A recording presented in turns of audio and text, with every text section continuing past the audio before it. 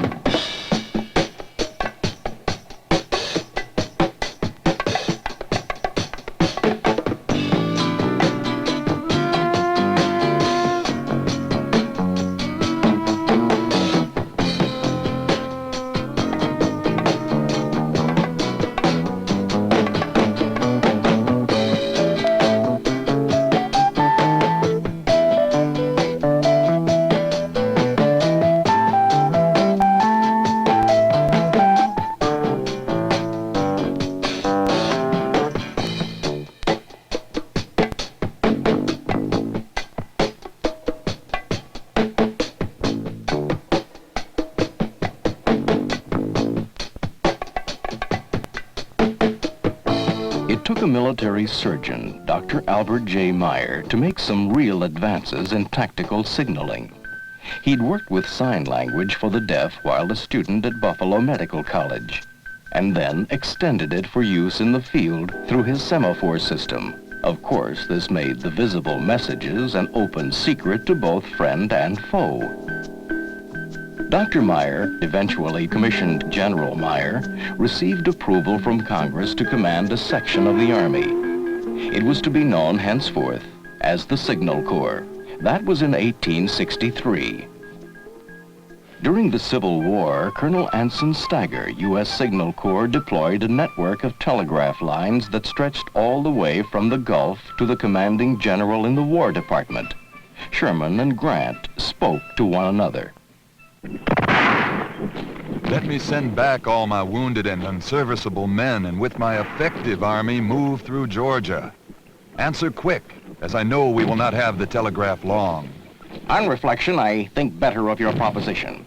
It will be much better to go south than to be forced to come north.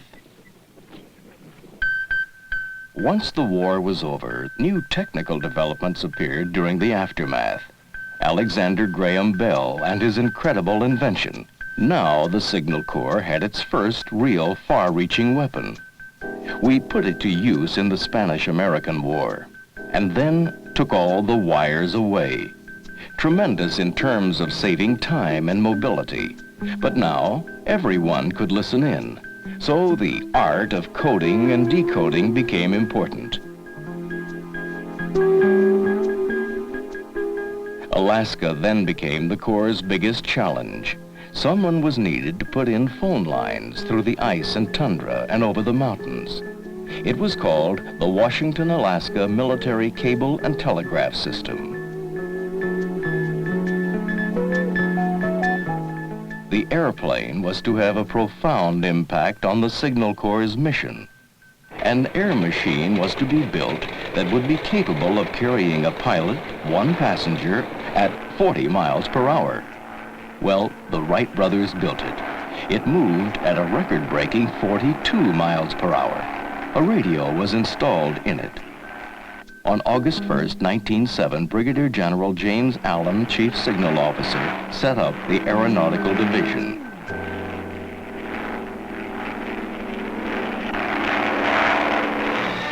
When we got into World War I in 1917, electrical communications made possible the control of tactical activities from a single source.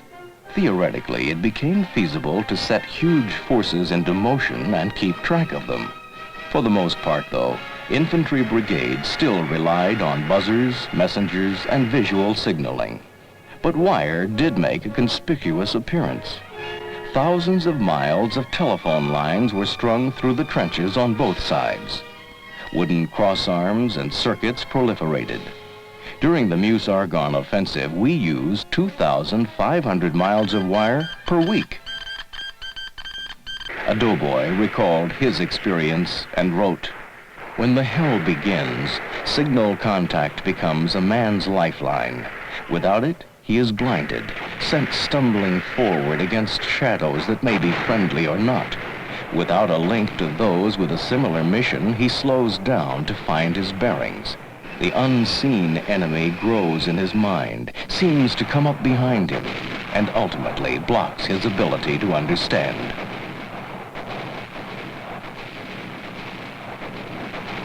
The aviation section belonged to the Signal Corps and had 55 planes in flying condition. But the war increased the number of our Signal Corps flyers from 75 to 11,500.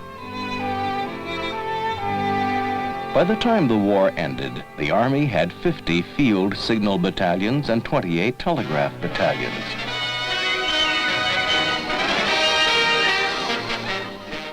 The troops came home.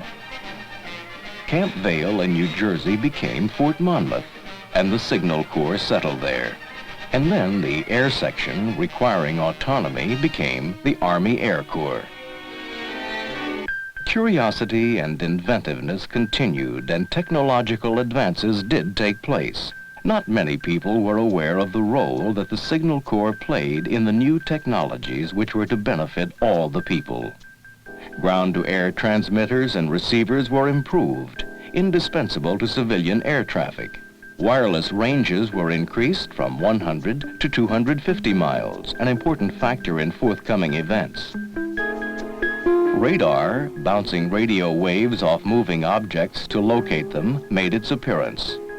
The need for a rapid, reliable, global military signaling system had not yet become fully apparent. But the German march across Europe got people to thinking.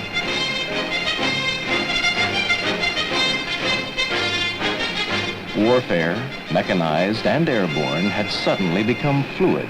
Entire armies racing across vast distances would have to maintain communications networks.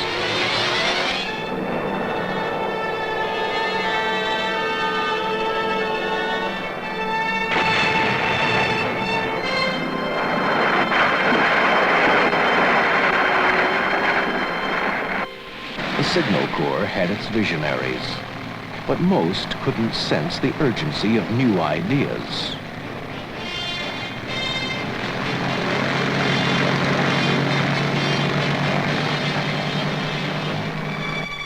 Then one day, a Signal Corps sergeant spotted the approach of a large flight of planes. Calibrating 130.3 east of north of Oahu and closing. There's a lot, reading more than 20, maybe double that.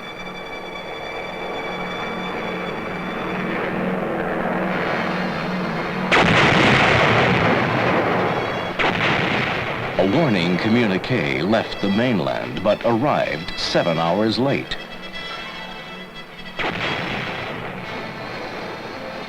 When we got into the thick of World War II, Major General Horace Fuller said, "The Chief of Staff and myself have a limited knowledge of Signal Corps equipment. When signal communications function properly, as we expect they will, expect no praise. But should they fail, expect plenty of hell."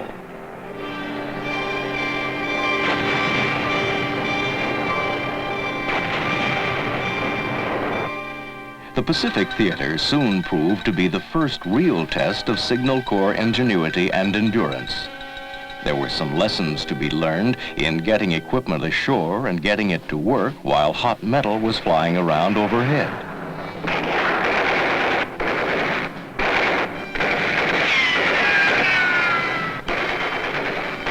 Line of sight contact could be maintained for a while, but as forward positions began to stretch inland, wireless teams would have to go into action. Some wouldn't make it. Signal Corps experience was rapidly being seasoned for the unbelievably complex task of landing in Europe. This was Operation Torch, the invasion of North Africa at the end of '42. Signal traffic told the story. To Torch forces, warning order, each hour confirmed, 88 November for East and Center 0100, for West 1630, Dwight Eisenhower.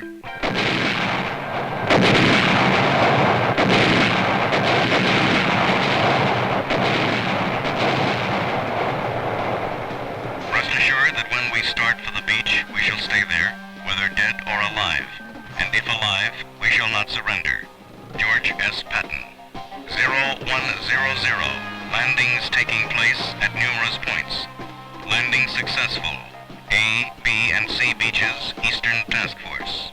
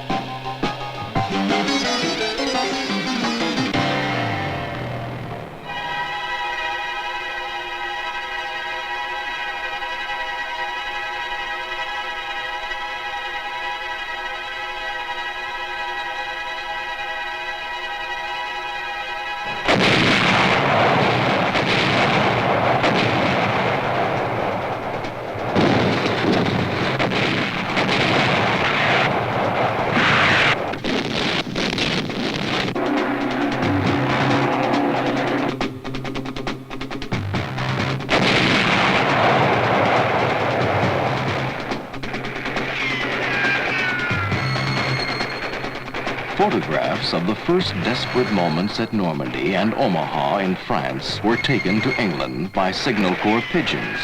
The entire world saw them.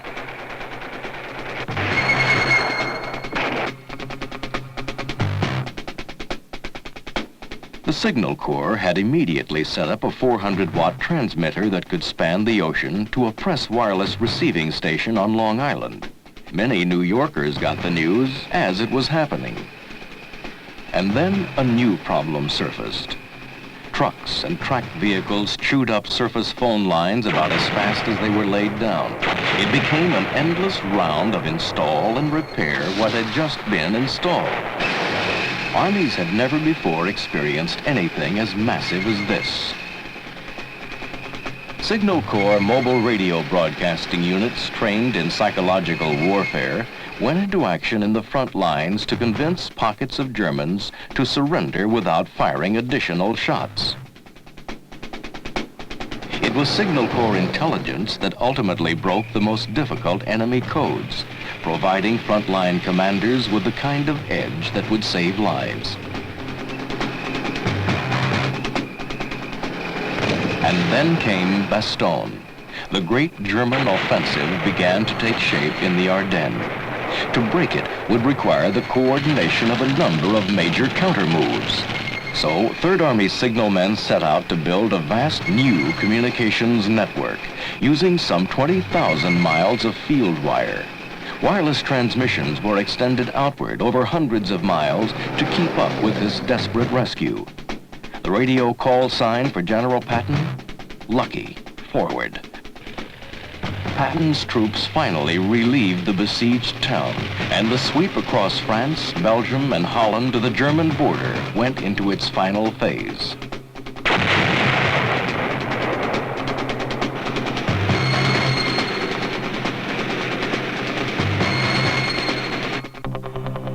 It was in October of 1944 that General Douglas MacArthur came back to the Philippines. Major General Spencer Aiken, in charge of the Signal Corps, and Lieutenant Colonel Abe Schechter organized what was later recognized as an important forerunner of instant global communications. From their radio signal truck on the beach, they made it possible for General MacArthur to broadcast these words beyond our first combat lines in the Philippines. This is the voice of freedom, General MacArthur speaking. People of the Philippines, I have returned. By the grace of Almighty God, our forces stand again on Philippine soil, soil consecrated in the blood of our two people. We have come dedicated and committed to the task of destroying every vestige of enemy control over your daily lives, and of restoring upon a foundation of indestructible strength the liberties of your people.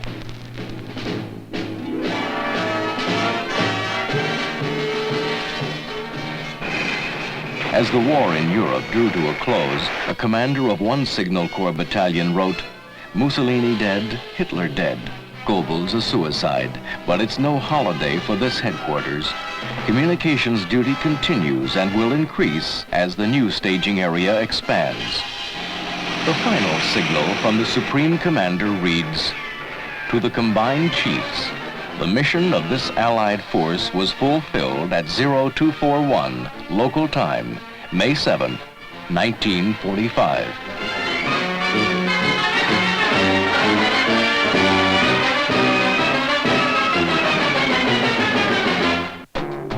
The June 1948 Berlin Airlift was our answer to the Russian attempt to starve that city out of the Western world.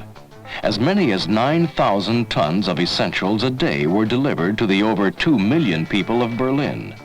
Such vast logistics demand an extraordinarily complex and yet efficient communication system. The Signal Corps supplied it, and also established RIAS, radio in the American sector, to counter Russia's vicious propaganda.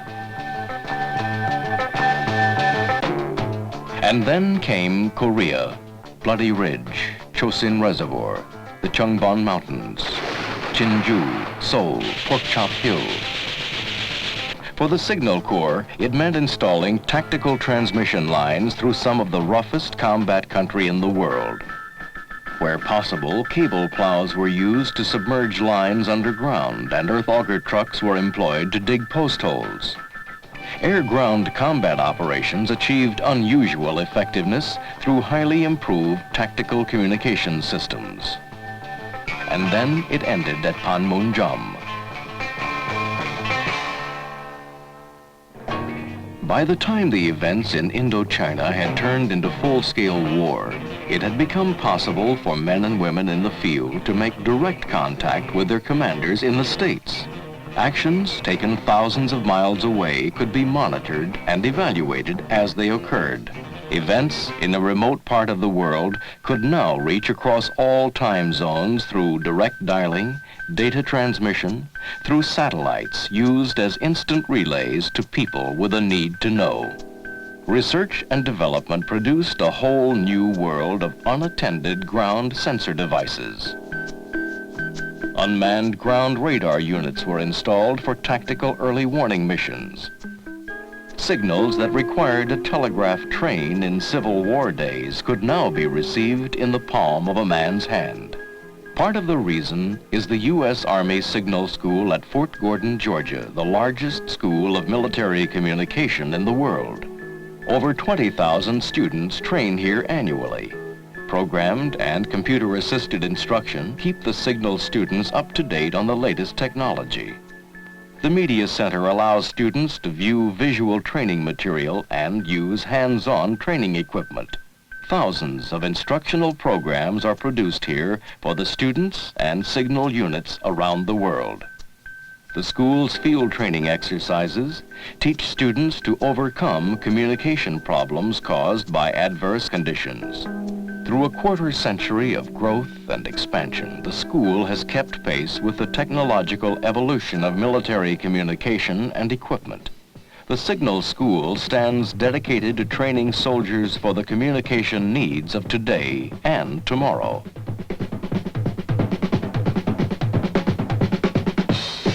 Where to from here? A fully portable, totally modularized, comprehensive communications system is already on the drawing board.